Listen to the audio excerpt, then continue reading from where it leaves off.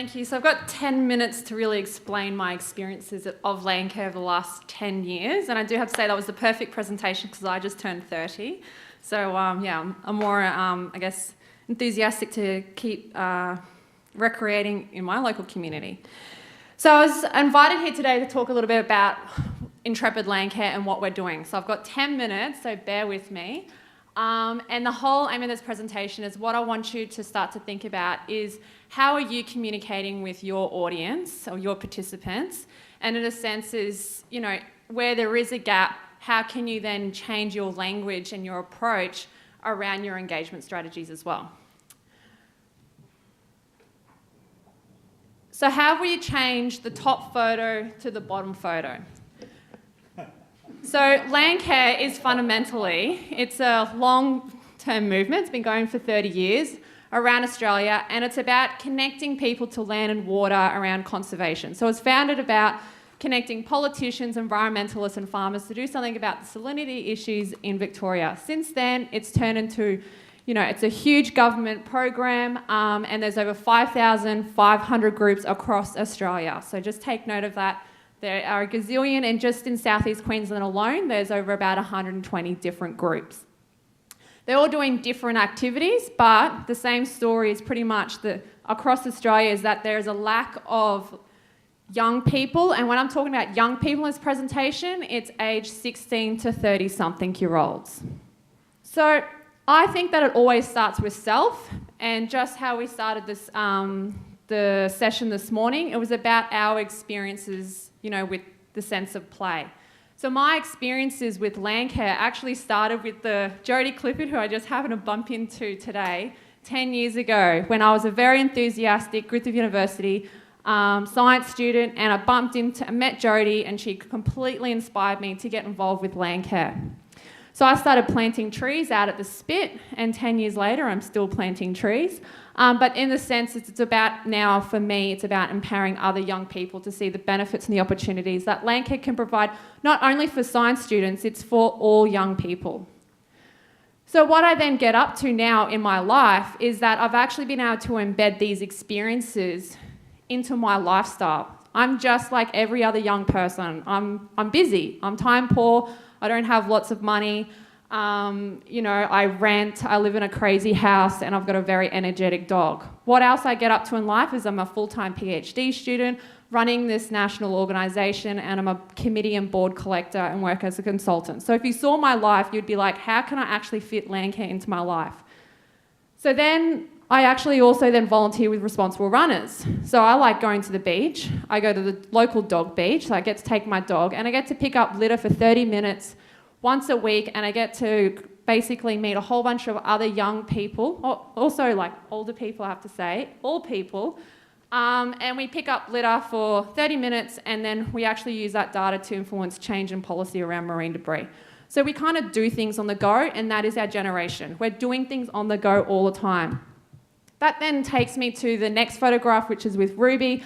After a tree planting festival I've helped co-found for the last couple of years called Gold Coast Biggest Tree Planting Day. We planted 17,000 trees in one day out in Narang on the Gold Coast a couple of weekends ago. And then just last weekend, I had our other co-founder for Intrepid Landcare, Megan Rolat, come up to the Gold Coast. She lives in Wollongong. So, running an organisation on Facebook chat is pretty much how we do things. And so, we go hiking when we're, thinking about our organisation and strategies and meetings. So where did this then all begin? So it really starts for young people is to find your tribe.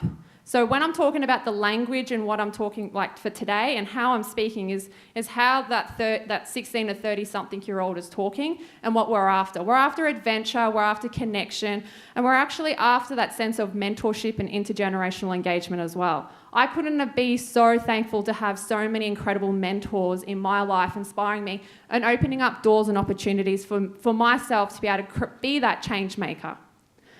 So I actually met Megan on Instagram a few years ago because she was posting all these really cool photographs of her doing cool Landcare things and hiking and doing all sorts of really interesting stuff across the Illawarra region. And I was like, wow, I'm so inspired by her. And so I just kind of kept seriously stalking every photo and commenting, and she was probably like, who is this person? And then I actually just, recognised too is that I was kind of doing very similar stuff as well across like on the Gold Coast, because I used to work as a land care facilitator. So for my programs that I was running, I was getting lots of young people along too, and people were like, well, how are you doing that? So we actually then got to work together on Landcare Australia's youth engagement strategy, and out of that was then, I guess, a sense of, okay, I can go from stalking to probably emailing, and I can actually now call her.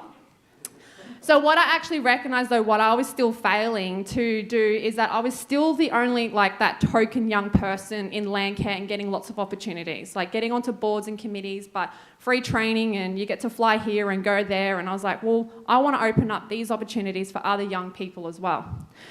So what I was actually interested in is developing an engagement strategy of what's the easiest way to get a bunch of young people together and basically show them what Landcare is and then inspire them, and then I basically disappear because I'm now getting old and I need to have time to do my PhD and all the other things that I want to do in my life. So Intrepid Landcare and what we're about is actually intentionally accidental. So I invited her to the Gold Coast and we ran what we call the project leadership retreat for students on the Gold Coast. It was like total mind blank there. And we basically ran this leadership retreat where over a weekend we had 12 young people from across the Gold Coast aged 12 to 26. And we did want from 16 to 26 because that was where the focus of the funding was. But the applications were so incredible by young people who actually wanted to step up and get some leadership skills, because I thought, well, we've got lots of young people coming along and engaged in the environment, but how can we develop those leadership capacity skills for them to step up and start creating different programs and different organisations for themselves? Because that's what we recognised as what was lacking.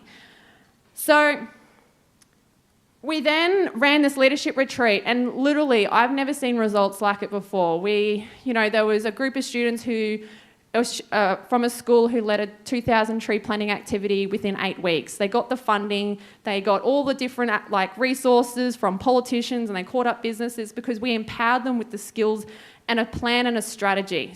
And so we were connecting them with elders, like the Landcare mentors, but it was also a segue for us because, we're young.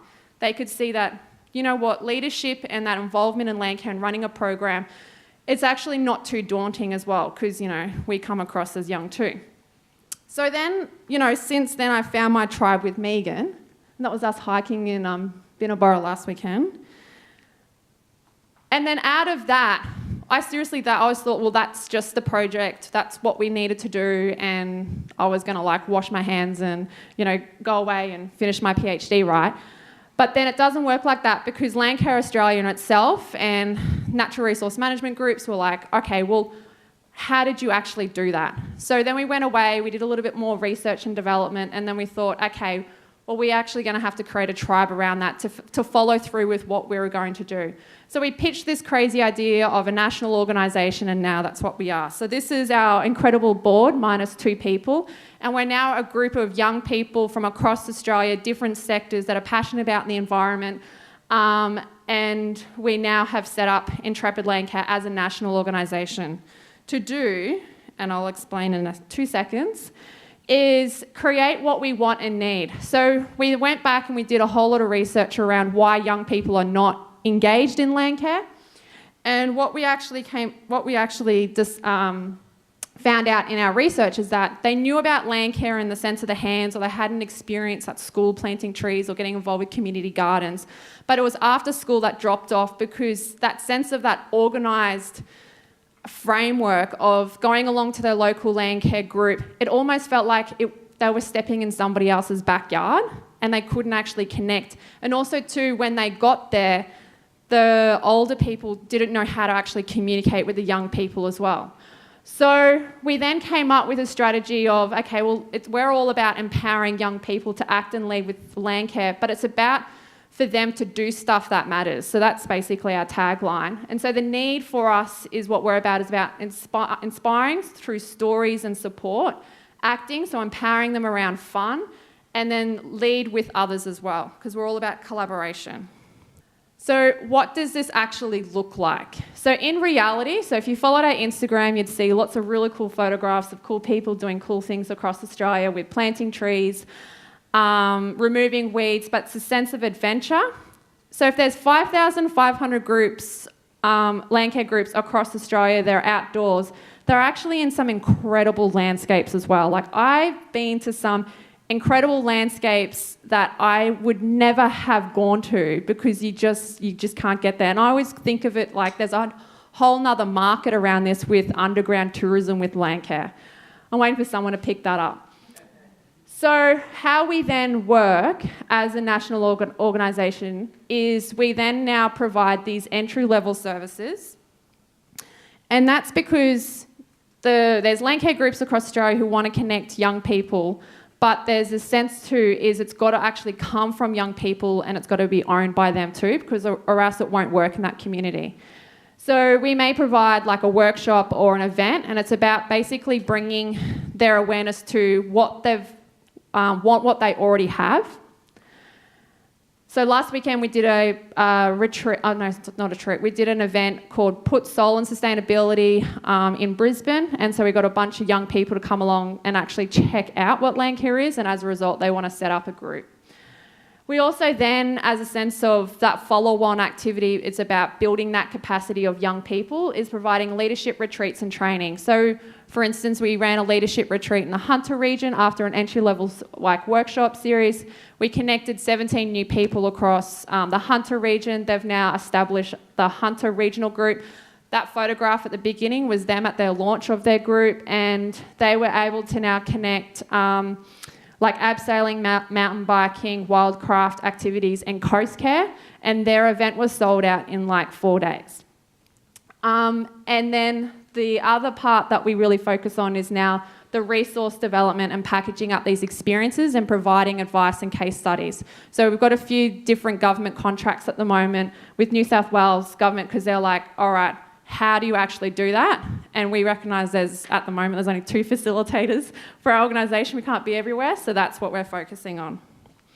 So if I could basically finish with a quick summary, for us it's all about create a tribe and FOMO, so the fear of missing out. I only came across that acronym a couple of weeks ago from one of our